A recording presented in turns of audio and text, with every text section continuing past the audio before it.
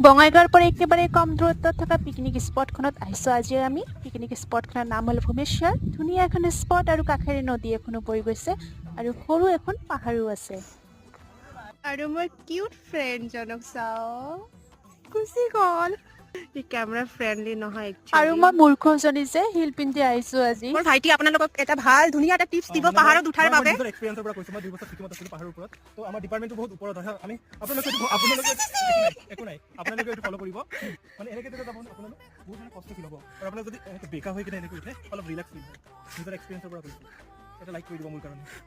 কেনেকুৱা ননসেন্স কথা। ননসেন্স নহয় একদম সঁচাকৈ। আমি আগতে এনেকৈ ডিপাৰ্টমেণ্ট যাওঁ। এইটো কেনেকুৱা ধৰণৰ কথা? কাট ফাইনেলি আমি খোজকাঢ়ি ইমান দূৰ খোজকাঢ়ি অহাৰ পিছত ওপৰত উঠিলো। আমাৰ এইটো আৰু পাহাৰৰ পৰা নামি থাকোঁতে উজুতি খাই কিনে মোৰ হিলযোৰো ভাঙি থাকিলে। এয়া চাওঁ গোল্ডেন লাংগুৰ।